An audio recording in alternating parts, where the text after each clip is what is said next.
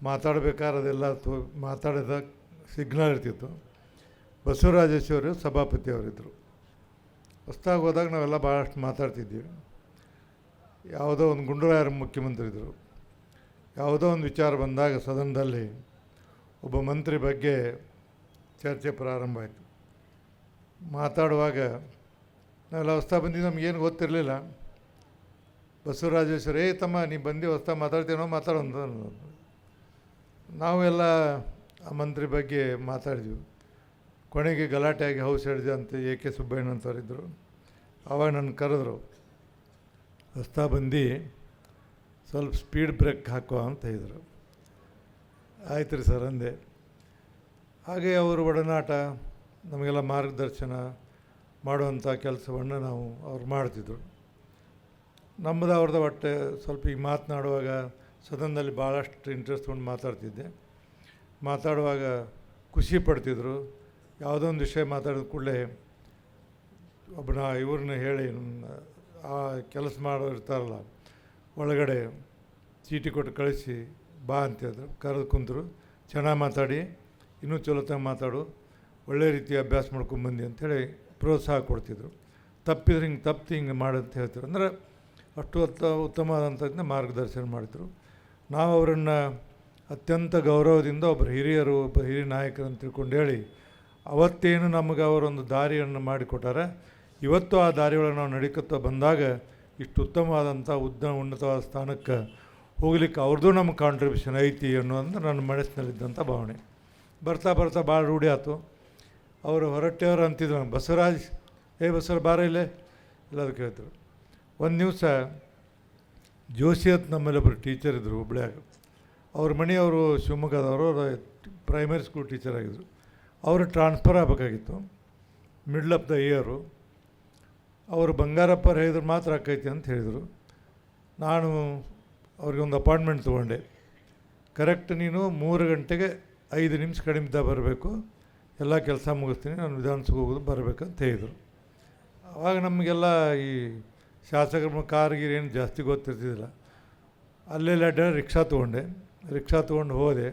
15 ನಿಮಿಷ ವೇಟ್ ಮಾಡ್ಯಾರ ಇವರು. 3:20 ಹೊರಗೆ ಬಂದುಬಿಟ್ರು. ಅವ್ರು ಗೇಟಿಗೆ ಬರ್ತಿದ್ರು. ಈ ಗೇಟಿಗೆ ಬರ್ತಿದ್ರು ಅವರು. ನಾನು ಇಳಿದೆ, ರಿಕ್ಷಾದಾಗ ಇಳಿದೆ. ನೋಡಿದ್ರು, ಗಾಡಿ ನಿಲ್ಸಂದರು. ಒಮ್ಮಿಂದೊಮ್ಮೆಲೆ ಗಾಡಿ ಸ್ಟಾಪ್ ಮಾಡಿದ್ರು. ಅವರು ಸೆಕ್ಯೂರಿಟಿಯವರು ಬಂದು ಹಿಂದಿನ ಗಾಡಿ ಗುದ್ದಿಬಿಟ್ರು ಇವ್ರ ಗಾಡಿಗೆ. ನೀವು ಒಂದಾಡ ಮಾಡ್ತೀಯ ನೀನು, ನೋಡಿಲಿ ಇಂಥ ಮದಿ ನೀನು, ಹತ್ತಿಲಿ ಕಾರ್ನಾಗ. ಮತ್ತು ಕರ್ಕೊಂಡು ಕಾರ್ನಾಗ ಕುಂಚ್ಕೊಂಡು ಹೋಗಿ ವಿಧಾನಸೌಧಕ್ಕೆ ಹೋಗಿ ಏನು ಎದಕ್ಕೆ ಬಂದಿದೆ ಅಂದರು. ಇಲ್ರಿ ಕರೆದ್ರು. ಆಗಿಂದಾಗ ಒಂದು ಆರ್ಡರ್ ಮಾಡಿ ಕೊಟ್ಟರು. ನಾವು ಹೇಳಿದೆ, ಸರ್ ಹಿಂಗೆ ಪಾಪ ಹಿಂಗೆ ಇಲ್ಲೆಲ್ಲ ಆಯ್ತಲ್ಲ ಹೋಗಿ. ಹಲವಾರು ರೀತಿಯಿಂದ ಅವ್ರು ಕೂಡ ನಾವು ಇರ್ತಿದ್ವಿ. ಬರ್ತಾ ಬರ್ತಾ ಸ್ವಲ್ಪ ಮಧು ಬಂಗಾರಪ್ಪ ಮದುವೆ ಏನು ಮಾಡ್ಯಾನ ಗೊತ್ತಿಲ್ಲ, ಅವ್ರಿಗೂ ನಮ್ಮದು ಅವ್ರಿಗಿಂತ ಹೆಚ್ಚು ಚಾಷ್ಟಿ ಮಾಡ್ತಿದ್ವಿ. ಇವರು 1990ನೇ ಇಸ್ವಿಯಾಗ ಮುಖ್ಯಮಂತ್ರಿಗಳು ವೀರಪ್ಪ ಮೊಯ್ಲಿ ಅವ್ರಿಗೆ ಇವ್ರಿಗೆ ಕಾಂಪಿಟೇಷನ್ ನಡೆದಿತ್ತು. ಹೌಸ್ನಾಗ ನಾವೆಲ್ಲ ಮಾತಾಡ್ತಿದ್ವಿ ಇಂಥವೆಲ್ಲ. ಭಾಳ ಹೌಸ್ ಗಂಭೀರವಾಗಿ ನಡೀತಿತ್ತು. ಆವಾಗ ನಾನು ಎದ್ದ, ಸರ್ ಇವತ್ತು ಭಾಳ ಖುಷಿ ಇದೀರಲ್ರಿ ಸರ್ ಅಂದೆ. ಏನು ಪಾಪ ಸರ್ ಏನು ಅಂದರು. ಏನಿಲ್ಲ, ವೀರಪ್ಪ ಮೊಯ್ಲಿ ನಿಮ್ಮ ಕಾಂಪಿಟೇಟರ್ ಆಗಿದ್ದಾರಲ್ರಿ, ಅದಕ್ಕೆ ಅವ್ರನ್ನ ಸಿಟ್ಟು ಹೆಂಗೆ ತೀರಿಸ್ಕೊಂಡೆ ಅಂದ್ರೆ ಅವ್ರನ್ನ ಶಿಕ್ಷಣ ಮಂತ್ರಿ ಮಾಡಿ ಸಿಟ್ಟು ತೀರಿಸ್ಕೊಂಡು ನೋಡ್ರಿ ಅಂದಿನ. ಯಾರನ್ನೋ ಒಬ್ಬನಿಗೆ ಹೆಸರು ಪೂರ್ಣ ಸತ್ಯಾನಾಶ ಮಾಡ್ಬೇಕಾದ್ರೆ ಶಿಕ್ಷಣ ಮಂತ್ರಿ ಮಾಡಬೇಕು. ಅದು ಇವಾಗೇನಾಗತ್ತೆ ಗೊತ್ತಿಲ್ಲ. ನನಗೂ ಸ್ವಲ್ಪ ಆಗಿತ್ತು. ನಮಗೂ ಸ್ವಲ್ಪ ಆಗಿತ್ತು. ಅದು ಪ್ರೈಮರಿ ಸೆಕೆಂಡ್ರಿ. ಅದಂದ್ರೆ ಅದರಂಥ ಡಿಪಾರ್ಟ್ಮೆಂಟ್ ಜಗತ್ತಾಗ ಎಲ್ಲೂ ಸಿಗೋಕ್ಕೆ ಸಾಧ್ಯ ಇಲ್ಲ. ನೀವು 99 ಮಾಡಿ ಒಂದು ಮಾಡಲಿಲ್ಲ ಅಂದ್ರೆ, ಸರ್ ಅದನ್ನು ಮಾಡಿರಿ, ಇದನ್ನ ಯಾಕೆ ಮಾಡಲಿಲ್ಲ ರೀ ಅಂತ ಕೇಳ್ತಾರೆ. ಹೀಗೆ ಅವ್ರ ಒಡನಾಟ ನಮ್ಗೂಡ ಭಾಳಷ್ಟು ಆತ್ಮೀಯತೆ ಇರ್ತಿದ್ರು. ಅಷ್ಟೇ ಪ್ರೀತಿ ವಿಶ್ವಾಸದಿಂದ ನಮ್ಗೆ ನೋಡ್ತಿದ್ರು. ಹಲವಾರು ವಿಷಯಗಳನ್ನು ನಾನು ಮಾಡಿದ ಸದನದಾಗ ಹಿಂಗೆ ಹೇಳಿದಾಗ ನಕ್ಕದು ಅವರು, ಸರ್ ಏನಿಲ್ಲ ಸದನ ಭಾಳ ಗಂಭೀರವಾಗಿತ್ತು, ಸ್ವಲ್ಪ ಹಾಸ್ಯ ಚಟಾಕಿ ಹಚ್ಚಿದ್ರು. ಮೊಯ್ಲಿಯವರೇ ಆ ಹೊರಟ್ಟಿ ಮಾತು ನೀವು ಬಸವರಾಜ್ ಮಾತು ತೆಳಗಿಟ್ಟು ಹೋಗ್ಬೇಡ, ನೀವು ಮಾತಾಡ್ತಿದ್ರು. ಸೂಕ್ಷ್ಮವಾಗಿ ಅವ್ರು ಏನಂದಾರೋ ತಿಳ್ಕೊಬೇಕಾದ್ರೆ ನೀವು. ಅಂದ್ರೆ ಅವತ್ತಿನ ದಿನಮಾನಗಳಲ್ಲಿ ರಾಜಕೀಯ, ಅವತ್ತಿನ ರಾಜಕಾರಣ, ಅವತ್ತಿನ ಮಂತ್ರಿಗಳು, ಅವತ್ತಿನ ಶಾಸಕರು, ಇವತ್ತಿನ ರಾಜಕೀಯ ನೀವು ನೋಡಿದರೆ ನಾನೊಮ್ಮೊಮ್ಮೆ ಭಾಳ ಬೇಸರಿಂದ ಹೇಳ್ತೀರಿ, ನೀವು ಮರ್ಯಾದೆ ಇದ್ದ ರಾಜಕಾರಣದಾಗ ಇರಬಾರ್ದಪ್ಪ ಈಗ ಅಂತೇಳಿ. ಆ ಪರಿಸ್ಥಿತಿ ಇವತ್ತು ನಾವು ಬಂದಿದೆ. ಆದರೂ ನಾವು ಇರ್ತೀವಿ, ಅದೇ ಏನು ಮಾಡೋಕ್ಕಾಗೋದಿಲ್ಲ, ಅದು ಬಂದುಬಿಟ್ಟಿದೆ. ಅವತ್ತು ಅವರೆಲ್ಲ ಪ್ರಿನ್ಸಿಪಲ್ ತತ್ವವನ್ನು ಬಿಟ್ಟು ಒಂದು ನಿಮಿಷ ಇರ್ತೀವಲ್ಲ. ಭಾಳಷ್ಟು ಮಂದಿ ನೋಡಿದ, ಅವರು ಕೆ ಎಚ್ ಪಾಳ್ಯ ಇರ್ಬೋದು, ಬಸಲಿಂಗಪ್ಪ ಇರ್ಬೋದು, ಕೆ ಎಚ್ ರಂಗನಾಥ್ ಇರ್ಬೋದು, ಬಿ ರಾಚೆ ಇರ್ಬೋದು, ಅಂಥವರೆಲ್ಲ ಇರ್ತಿದ್ರು. ಆಮೇಲೆ ಇವರು 83ಗೆ ಹೊಸ ಸರ್ಕಾರ ಬಂತು. ಹೊಸ ಸರ್ಕಾರ ಬಂದಾಗ ಇವರು ಅಪೋಸಿಷನ್ಗೆ ಹೋದಾಗ ಏನೋ ಬಸವರಾಜ್ ಸಿಗವಲ್ಲ ಅಲ್ಲೀಗ, ಏನು ನಿಂದು ಎಲ್ಲ ಸಿಸ್ಟಮ್ ಚೇಂಜ್ ಆತನ ಅಂದರೆ, ಹೆಗಡೆ ಮುಖ್ಯಮಂತ್ರಿ ಅದ ಅಲ್ಲೇ ಹೋಗಾಗ್ರಿ, ನನ್ನ ಕಡೆ ಬರೋದ್ರಿ ಅಂದರು. ಏನಿಲ್ಲ ಸರ್, ನಾನು ಬರ್ತೀನಿ, ಅಸೆಂಬ್ಲಾಗಿ ನೋಡ್ತಿರ್ತೀವಿ, ಭಾಳ ಇಂಟ್ರೆಸ್ಟಿಂಗ್ ಇತ್ತು ಸರ್ ಮಾಡಿ ನಿಮ್ಮದು. ಏನು ಅಂದರು. ಅದೇನೋ ಕಡಿತೈತೆ ಅಂದಿರಿ ಅಂತಂದೆ ನಾ. ಇಬ್ಬರು ಹೆಗಡೆ ಇವ್ರಿಗೆ ಶುರುವಾಗಿತ್ತು ಅದು. ಭಾಳ ಬುದ್ಧಿವಂತದೆಯಪ್ಪ ನೀನು ಅಂತೇಳಿ ಅವ್ರು ನಕ್ಕರು. ಹಿಂಗೆ ಹಲವಾರು ರೀತಿಯಿಂದ ಅವರನ್ನು ನಾವು ಭಾಳ ಹತ್ತಿರದಿಂದ ಕಂಡಿದ್ದೀವಿ. ಹಾಗಾಗಿ ಅಂಥ ಒಬ್ಬ ಶ್ರೇಷ್ಠ ನಾಯಕರು ಇವತ್ತು ನಾವೆಲ್ಲ ವಿಚಾರ ಮಾಡಬೇಕು. ತಂದೆ ತಾಯಿಗಳು ಏನೆಲ್ಲವನ್ನು ಮಾಡ್ತಾರೆ, ಮಕ್ಕಳ ಸಲುವಾಗಿ ಸರ್ವಸ್ವವನ್ನು ತ್ಯಾಗ ಮಾಡ್ತಾರೆ. ಅವರು ಹೋದ ನಂತರ 95% ಮಕ್ಕಳು ಅದನ್ನೇನು ನೆನಪಿಟ್ಕೊಳ್ಳೋಂಗಿಲ್ಲ. ಇವತ್ತು ನಾನು ಮಧು ಬಂಗಾರಪ್ಪನ ಎಷ್ಟು ಅಪ್ರಿಷಿಯೇಟ್ ಮಾಡ್ತೀನಿ. ಅವ್ರ ನೆನಪನ್ನು ಈ ರೀತಿ ನೀವು ಮಾಡಿರಲ್ಲ, ಇದಕ್ಕಿಂತ ದೊಡ್ಡ ಸಾಧನೆ ನಿಮ್ದು ಯಾವುದೋ ಅಲ್ಲ, ಇದು ದೊಡ್ಡ ಸಾಧನೆ ಅಂತೇಳಿ ನೀವು ಇನ್ನೊಬ್ಬರಿಗೆ ಮಾರ್ಗದರ್ಶಕರಾಗಿರೋ ಅನ್ನೋದನ್ನು ಭಾಳ ಅಭಿಮಾನದಿಂದ ಹೇಳ್ತೀನಿ. ತಂದೆಯನ್ನು ನೆನೆಸ್ಕೊಂಡು, ತಂದೆ ತಾಯಿಯ ಬಗ್ಗೆ ಇಷ್ಟೊಂದು ಅಪಾರವಾದಂಥ ಕಾಳಜಿನ ಇಟ್ಟುಕೊಂಡು ಇಂಥ ಒಂದು ಭವನವನ್ನು ನಿರ್ಮಾಣ ಮಾಡಿರಿ, ಇಂಥ ವೇದಿಕೆಯನ್ನು ನಿರ್ಮಾಣ ಮಾಡಿರಿ, ಸಾರ್ವಜನಿಕರಿಗೆ ಇಟ್ಟಿರಿ. ಅದಕ್ಕೆ ಯಾರೇ ಇರಲಿ, ಇವತ್ತು ಯಾರೇ ಇದ್ದರೂ ಸಹಿತ ತಂದೆ ತಾಯಿಗಳು ನಮಗೆ ಜನ್ಮ ಕೊಟ್ಟಾರಲ್ಲ, ಅದೇ ಭಾಳ ದೊಡ್ಡದಾದಂಥ ಜನ್ಮ ಕೊಟ್ಟಂಥ ತಂದೆ ತಾಯಿಗಳನ್ನು ನಾವು ಮರೀದಿದ್ರೆ ಇವತ್ತು ನೋಡಿ ನಮ್ಮ ಎದುರಿಗೆಲ್ಲಿ ಬಂಗಾರಪ್ಪನವರು. ಬಟ್ ಇವರೆಲ್ಲ ನಾವು ನೋಡ್ತಾರಲ್ಲ, ಬಂಗಾರಪ್ಪನವ್ರ ಕಡೆ ಅದಾರ ಅನ್ನೋದಂಥ ಭಾವನೆ ಬರಬೇಕಾದ್ರೆ ಮಧು ಬಂಗಾರಪ್ಪ ಕಾರಣ ಅಂತ ಹೇಳಿದ್ನು. ಸಾಮಾನ್ಯವಾಗಿ ಹಂಗೆ ಮಾಡಿಬಿಟ್ಟಿದ್ದು ಏನು ಅನಿಸ್ತಿದ್ದಿಲ್ಲ. ಹೀಗಾಗಿ ಮಕ್ಕಳು ಇವತ್ತು ಯಾರೇ ಇರಲಿ ತಂದೆ ತಾಯಿಗಳನ್ನು ಸದಾ ನೆನೆಸ್ಬೇಕಾದಂಥ ಕರ್ತವ್ಯ, ಜವಾಬ್ದಾರಿ. ಜನ್ಮ ಕೊಟ್ಟಂಥ ತಂದೆ ತಾಯಿಗಳ ಋಣವನ್ನು ಇವತ್ತಿನ ದಿನಮಾನ ತೀರಿಸೋದು ಭಾಳ ಕಷ್ಟ. ತಂದೆ ತಾಯಿ ಋಣವನ್ನು ತೀರಿಸೋದು, ಅದರಲ್ಲಿ ತಾಯಿ ಋಣವನ್ನು ಇನ್ನೂ ತೀರ್ಸೋಕ್ಕೆ ಸಾಧ್ಯ ಇಲ್ಲ. ಅಂಥ ಕೆಲಸವನ್ನು ಇವತ್ತು ಮಧು ಮಾಡಿದ್ದಾರೆ. ಅದಕ್ಕೆ ನಾನು ಹೇಳಿದೆ, ಒಂದೇ ಮಾತು ಹೇಳಿದರು, ನೀ ಏನು ಹೇಳಬೇಡಪ್ಪ, ಯಾವ ದಿನ ಬರಬೇಕು, ಯಾವ ಟೈಮ್ ಬರೋ ಇಷ್ಟು ಹೇಳೋ, ನಾನು ಬರ್ತಂದೆ. ಕರೆಕ್ಟ್ 4 ಗಂಟೆ 15 ನಿಮಿಷಕ್ಕೆ ನಾನು ಇಲ್ಲಿದ್ದೀನಿ. ಅಂದ್ರೆ ಇವತ್ತು ನಾವು ಬಂಗಾರಪ್ಪ ಅವರು ನಮ್ಮ ಎದುರಿಗಿದ್ದ ಅಷ್ಟೊಂದು ಗೌರವ ಬೆಲೆಯನ್ನು ಕೊಡೋದು ಉದ್ದೇಶ ಅಂದ್ರೆ, ನಮ್ಮ ಜೀವನದಲ್ಲಿ ನಮಗೊಂದು ದಾರಿ ತೋರಿಸಿದಂಥ ಕೆಲವೇ ವ್ಯಕ್ತಿಗಳಲ್ಲಿ ಅವರು ಒಬ್ಬರು ಅನ್ನೋದಕ್ಕೆ ನಾನು ಅಭಿಮಾನದಿಂದ ಇರ್ತೇವೆ. ಅದು ಋಣ ಅಂತಾರೆ. ಆ ಋಣವನ್ನು ನಾವು ತೀರಿಸುವಂಥ ಕೆಲಸ ಇವತ್ತು ಬಂದಿದ್ದಕ್ಕಾಗಿದೆ ಅನ್ನುವಂಥ ಭಾವನೆಯನ್ನು ವ್ಯಕ್ತಪಡಿಸಿ ಹಲವಾರು ವಿಷಯಗಳನ್ನು ಹೇಳ್ಬೋದು. ಇವತ್ತು ಹೇಳಿದ್ರು ಯಲ್ಲಪ್ಪ ಅವರು, ರೈತರ ಪಂಪ್ ಸೆಟ್ಗೆ ಫ್ರೀ ಮಾಡಿದರು. ನಾವು ಸದನದಲ್ಲಿ ಸ್ವಲ್ಪ ಮಾತಾಡಿದ್ವಿ, ಏನು ಎಲ್ಲ ವಿರೋಧ ಪಕ್ಷ ಇರ್ತೀವಿ, ಏನು ಸರ್ ನೀವೆಲ್ಲ 10 HP ಇದ್ದವರೆಲ್ಲ ಫ್ರೀ ಮಾಡಿದಿರಿ, ನಿಮ್ಮ ಬಡ ರೈತರಿಗೆ ಮಾಡಿರಿ, ದೊಡ್ಡವ್ರಿಗೆ ಯಾಕೆ ಮಾಡ್ತೀರಿ ಅಂತಂದೆ. ಅವರು ಏನು ಮಾತಾಡೋದು ತಿಳಿಲಿಲ್ಲ. ಹೊರಟ್ಟಿ ಅವ್ರ, ನೀವು ಹೇಳೋದು ನಾವು ಒಪ್ತೀನಿ, ದೊಡ್ಡವರಿಗೆ ದೊಡ್ಡ ಕಷ್ಟ ಇರ್ತೈತಿ, ಸಣ್ಣವ್ರಿಗೆ ಸಣ್ಣ ಕಷ್ಟ ಇರ್ತೈತಿ. 10 ಎತ್ತಿನ ರೈತ ಇದ್ದಂದ್ರೆ ಅವ್ಗೆ 10 ಎತ್ತಿನ ಭಾರ ಹಿಡಿಬೇಕು, ಅವಂಗೆಲ್ಲ ಹೊಲ ಲಾಸ್ ಒಂದು ಸರಿ ಬರ ಬಿದ್ದರೆ ಅಷ್ಟು ಹೊಲದ್ದೆಲ್ಲ ಮಾಡಬೇಕು.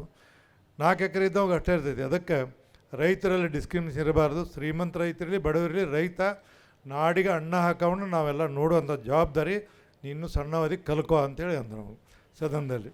ಅಂದರೆ ಕಮಿಟ್ಮೆಂಟ್ ಹೆಂಗಿರ್ತಿದೆ ಅಂತ ಹೇಳಿದ್ರು. ಅಷ್ಟೆಲ್ಲ ಭಾಳ ಮಂದಿ ಟೀಕೆ ಟಿಪ್ಪಣಿ ಆಯಿತು, ಇಷ್ಟೆಲ್ಲ ಕರೆಂಟ್ ಹೋಗೋದಾರ. ಆದರೆ ಇವತ್ತಿನವರೆಗೂ ನಾವು ಹೇಳ್ತೀವಿ, ಯಾವಾಗಾರ ನೋಡ್ತೀವಿ, ನಮ್ಮ ತೋಟದಲ್ಲಿ 6 ಬೋರ್ ಅದ ನಮಗೆ. ಅಲ್ಲೆಲ್ಲ ಅಡ್ಡಾಡೋ ಬಂಗಾರಪ್ಪ ನೆನಪಾಗತ್ತಿ, ಇವರು 6 ಬೋರ್ ನಮ್ಮ ದುಡ್ಡು ಕೊಡೋದಾಗಿರೋ ಎಲ್ಲಿ ಬರ್ತಿದ್ದು ನಾನು ಹಣೆ ಬರ ಅನ್ನೋಂಥ. ಅಂದರೆ ಒಬ್ಬ ವ್ಯಕ್ತಿ ಇರಲಿ ಇರದೇ ಇರಲಿ, ಅವನ ಹೆಜ್ಜೆ ಗುರುತುಗಳಿರ್ತಾವಲ್ಲ ಭಾಳ ದೊಡ್ಡವು. ಬಂಗಾರಪ್ಪನವರ ಹೆಜ್ಜೆ ಗುರುತುಗಳನ್ನು ನಾವು ಇವತ್ತು ಇತಿಹಾಸ ಸೂರ್ಯಚಂದ್ರ ಎಲ್ಲಿವರೆಗೆ ಇರ್ತಾರೆ ಅಲ್ಲಿವರೆಗೆ ಅವ್ರ ಹೆಜ್ಜೆ ಗುರುತುಗಳನ್ನು ನಾವು ಮರೆಯೋಕ್ಕೆ ಸಾಧ್ಯ ಇಲ್ಲ ಅನ್ನುವಂಥ ಮಾತನ್ನು ನಾನು ಭಾಳ ಅಭಿಮಾನದಿಂದ ಹೇಳ್ತೀನಿ. ಈ ಹಿನ್ನೆಲೆಯಲ್ಲಿ ತಂದೆಗೆ ತಕ್ಕಂಥ ಮಗ ಇವತ್ತಿಷ್ಟೆಲ್ಲ ಮಾಡಿ ಜನ್ಮ ಕೊಟ್ಟಂಥ ತಂದೆಗೆ ಅತ್ಯಂತ ಶ್ರೇಷ್ಠವಾದಂಥ ಗೌರವವನ್ನು ಕೊಡುವಂಥ ಕೆಲಸವನ್ನು ಮಧು ಮಾಡಿದ್ದಾರೆ. ಅದಕ್ಕೆ ಮಧು ಅವ್ರಿಗೆ ಎಷ್ಟು ಕೃತಜ್ಞತೆ ಹೇಳಿದರು ಕಡಿಮೆ.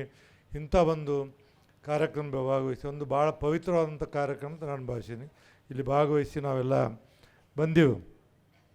ಪಕ್ಷಾತೀತವಾಗಿ ನಾವು ಬಂದೀವಿ.